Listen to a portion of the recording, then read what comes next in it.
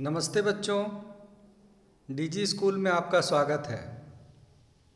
बच्चों, हम सामाजिक विज्ञान विषय के अंतर्गत इतिहास का अध्ययन कर रहे हैं और अभी हम छठी कक्षा के 11वें चैप्टर जिसका नाम है संस्कृति एवं विज्ञान। तो संस्कृति एवं विज्ञान का पहला वीडियो मैं आपको उपलब्ध करा चुका हूँ और उस वीडियो में बच्चों मैं आप लोगों को पहले बता चुका हूँ कि इस चैप्टर में हम लोग पढ़ने वाले हैं मूल रूप से प्राचीन संस्कृति विज्ञान के बारे में, कला के बारे में, चित्रकला के बारे में और साहित्य के बारे में। तो बच्चों, सबसे पहले हम लोगों ने साहित्य की शुरुआत की और साहित्य की शुरुआत करते हुए मैंने आप लोगों को वेदों के बारे में बताया। ऋग्वेद, सामवेद, यजुर्वेद, अथर्ववेद के बारे में बताया। बच्चों, आप लोगों को मैंने उपनिषदों के बारे में भी बताया और साथ में बताया आप लोगों को पुराणों के बारे में। तो ये सब आप जान चुके हैं बच्चों। अब हम लोगों को फोकस करना है कहाँ? हम लोग को फोकस करना है महाकाव्य पे। तो ठीक है बच्चों, आप लोग अपने पाठ्य पुस्तक के पेज नंबर 99 पे फोकस कीजिए और चलिए हम लोग देखते हैं पेज नंबर 99 पे क्या है और हमारे इस वीडियो में क्या है। तो बच्चों, एक बार आपको मैं याद दिलाना चाहूँगा फिर से कि आप लोग पाठ्य पुस्तक का अध्ययन जरूर करें। पाठ्य पुस्तक का यदि अध्ययन करेंगे बच्चों, यदि उसको आप लोग रीडिंग करेंगे, ध्यान से देखेंगे, तो बहुत सारी बातें आप पहले से ही समझ जाएंगे। ठीक है, तो चलिए महाकाव्य। तो बच्चों, महाकाव्य में देखिए यहाँ जिक्र है रामायण का। आपको मालूम है कि रामायण जो है महाकाव्य है। तो रामायण ही नहीं बल्कि महाभारत भी महाकाव्य है। तो चलिए, रामायण एवं महाभारत भारत के दो सर्वाधिक प्राचीन महाकाव्य हैं। रामायण की रचना महर्षि वाल्मीकि द्वारा संस्कृत भाषा में की गई थी। तो बच्चों, यदि आपसे कोई सवाल पूछे कि मूल रामायण को किस भाषा में लिखा गया था, तो आप कहिएगा संस्कृत भाषा में। अभी वो दुनिया की सभी भाषाओं में है उपलब्ध बच्चों। भारतीय भाषाओं में तो है ही, बहुत सारी विदेशी भाषाओं में भी रामायण उपलब्ध है, लेकिन मूल रामायण किस में है? संस्कृत में। ठीक है, रामायण में क्या है बच्चों? रामायण में अयोध्या यानी कौशल के राजकुमार श्री रामचंद्र जी की कथा का वर्णन है। बच्चों, आप लोग जानते हैं राम जी, लक्ष्मण जी, भरत जी और शत्रुघ्न को जानते हैं। आप रावण को भी जानते हैं, मेघनाद को भी जानते होंगे, शूर्पणखा को भी जानते होंगे। तो बच्चों, रामायण के बारे में आपको बहुत कुछ पता है और नहीं पता है तो आपको पता होना चाहिए बच्चों, क्योंकि ये हमारे देश का महाकाव्य है। इसकी जानकारी हम सभी को होना चाहिए। आगे है बच्चों, देखिए। अच्छा, यहाँ एक प्रश्न भी साथ ही साथ हम लोग हल करते हैं। ठीक है, देखिए ये आपके पाठ्य पुस्तक का सवाल है। इसमें 3 सवाल बच्चों अभी तक आप लोग नहीं पढ़े हैं, लेकिन मिलान के क्रम में देखिए रामायण को किनके साथ मिलाइएगा? वाल्मीकि की कालिदास की आर्यभट्टियम की टीला। तो चौथा ऑप्शन जो रामायण है उसका ख साइड में पहला ऑप्शन वाल्मीकि जो है वो होगा। तो बच्चों, जब इस पाठ का अंत होगा ना, तो इस तरह के सवाल हैं, आप देखिएगा वहाँ पे। ठीक है, तो कोई भी बात आप ध्यान से सुनिए। मैं इसलिए आपको ये प्रश्न सबसे पहले ले आया इस वीडियो के आरंभ में ही कि आप बातों को ध्यान से सुनेंगे ना, तो आपको कोई भी बातें, जब आपको ऑब्जेक्टिव सवाल के रूप में कोई सवाल पूछे जाएंगे तो आप उसका जवाब अच्छा से दीजिएगा। चलिए, अब हम लोग बात करते हैं महाभारत महाकाव्य का। तो महाभारत की रचना महर्षि वेद व्यास ने की। ये महाकाव्य रामायण से बृहत है। रामायण से बृहत है माने बच्चों बड़ा है। ठीक है, प्रारंभ में 24,000 श्लोक वाले इस महाकाव्य को बच्चों 24,000 श्लोक, 24,000 श्लोक। आप अनुमान लगाइए बच्चों, लिखने वाले की आप बुद्धि कौशल सोचिए। आप सोच सकते हैं कि महर्षि वेदव्यास जी ने कैसे लिखा होगा उसको, ठीक है। और उस समय महाभारत को हम लोग कहते थे जय संहिता। क्या कहते थे? जय संहिता, ठीक है। इस महाकाव्य से राजनीतिक, सामाजिक एवं धार्मिक स्थिति का ज्ञान होता है। महाभारत में क्या है बच्चों? कौरवों और पांडवों के बीच युद्ध का वर्णन है। यह युद्ध कुरुवंश की राजधानी हस्तिनापुर, जिसको अभी हम लोग दिल्ली बोलते हैं, की राजगद्दी को प्राप्त करने के लिए हुआ था। इसमें पांडवों की जीत एवं कौरवों की हार होती है। बच्चों, आप लोगों ने टेलीविज़न पर कभी कुछ जरूर देखा होगा, पूरा देखा होगा ऐसा मैं नहीं कह रहा हूँ, लेकिन कुछ अंश शायद आपने देखा होगा। आपने युधिष्ठिर, भीम, अर्जुन, नकुल, सहदेव, इनका नाम सुना होगा। ये कहलाते हैं पांडव, है ना। दुर्योधन, दुशासन और बाकी के और 98 भाई मिलकर कुल 100 भाई कहलाते थे कौरव। आपने भीष्म पितामह का नाम सुना होगा, आपने द्रौपदी का नाम सुना होगा, आपने माता कुंती और गांधारी का नाम सुना होगा। तो बच्चों, ये सब चीज़ें हमें जाननी चाहिए। ये हमारे देश की तो है ही, हमारी संस्कृति से भी जुड़ी हुई है और हमारे इतिहास से भी जुड़ा हुआ है, तो ये हमें जानना चाहिए। बच्चों, आगे बढ़ते हैं। देखिए, फिर यहाँ एक प्रश्न आ गया। पढ़ाई के साथ साथ प्रश्नों को हल करना भी जरूरी है। वाह, बहुत सुंदर बात है।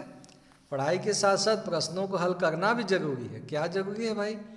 देखिए, इसमें पहला ऑप्शन को छोड़िए, दूसरा, पहला ऑप्शन को क्यों छोड़िए? क्योंकि उसकी पढ़ाई अभी नहीं कराया हूँ मैं, इसीलिए छोड़िए। दूसरा ऑप्शन, महाभारत फिर खाली स्थान की रचना है, यानी कि महाभारत को किसने लिखा है? आप बताइए, इसका उत्तर क्या होगा? महर्षि वाल्मीकि होगा कि महर्षि वेदव्यास होगा? आप सोचिए और बताइए।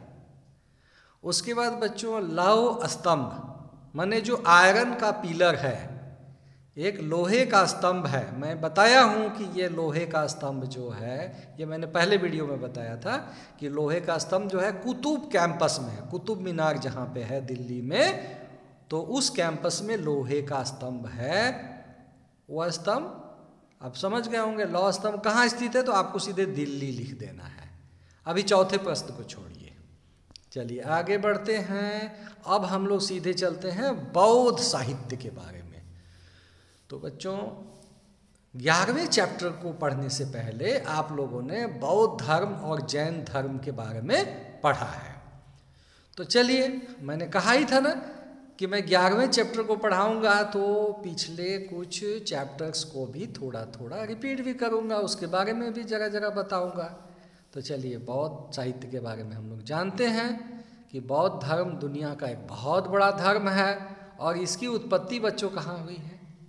इस धर्म की उत्पत्ति तो भारत में हुई है ना। तो चलिए, आज जो है दुनिया के बहुत सारे देश जो हैं बौद्ध धर्म को मानते हैं।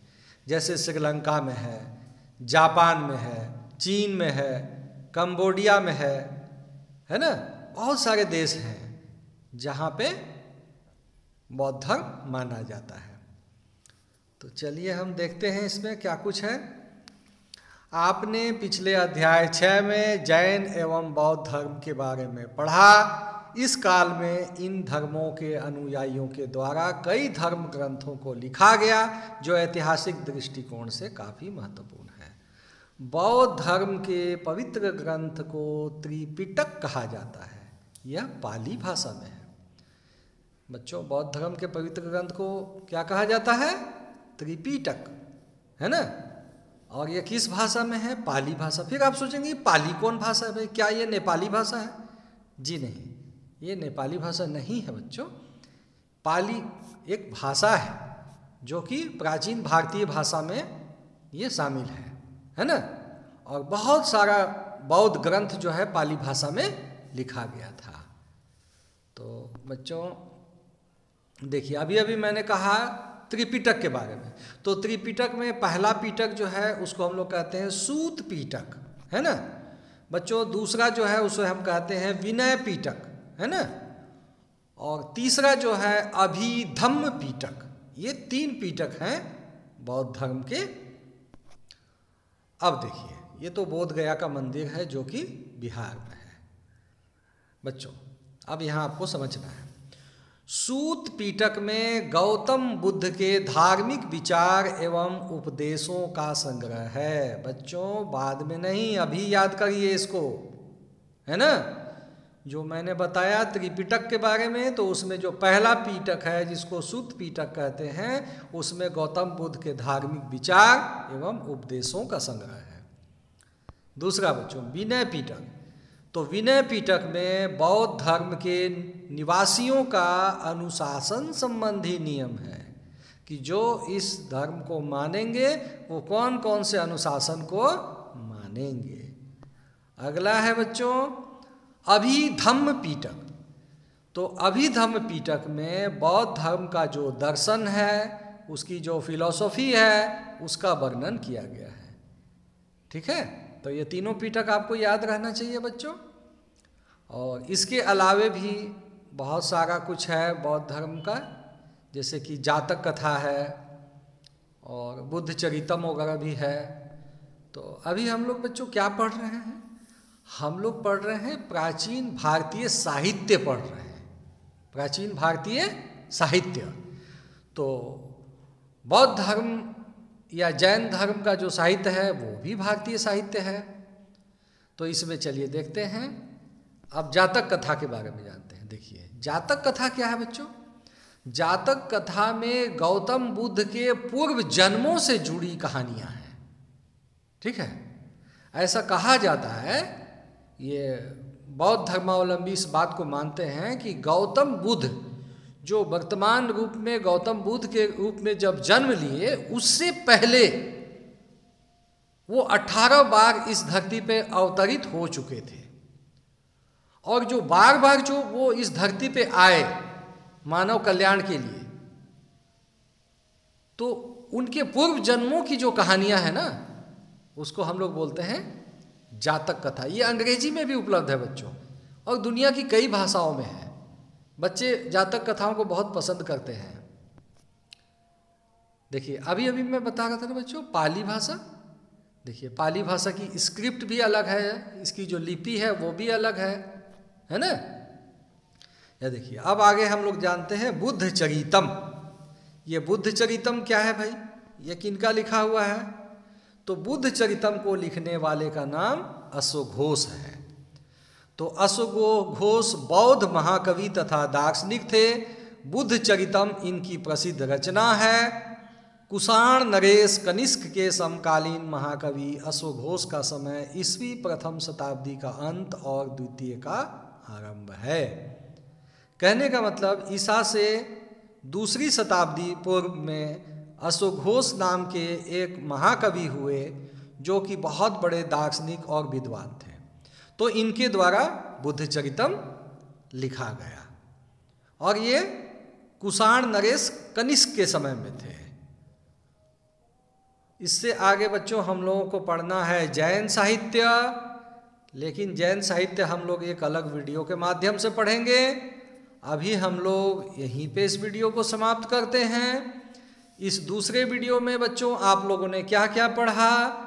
आप लोगों ने बौद्ध साहित्य के अंतर्गत अश्वघोष के द्वारा लिखी गई जो पुस्तक है बुद्ध चरितम, उसके बारे में जाना। बच्चों आप लोगों ने पाली भाषा के बारे में जाना, जिस भाषा में कि ज़्यादातर बौद्ध साहित्य लिखा गया है। आपने जातक कथाओं के बारे में जाना जो कि गौतम बुद्ध के पूर्व जन्मों से जुड़ा है। आपने 3 पिटकों के बारे में जाना, जिसमें तीसरा पिटक अभिधम्म पिटक, दूसरा विनय पिटक और पहला सूत पिटक। इसके पहले बच्चों आप लोगों ने क्या जाना? इसके पहले आप लोगों ने 2 महाकाव्यों के बारे में जाना।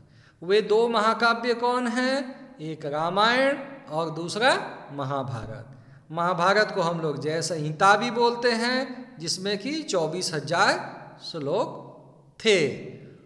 और आरंभ किया था बच्चों मैंने रामायण से, और जिसके बारे में बताया था कि वो महर्षि वाल्मीकि के द्वारा लिखा गया था।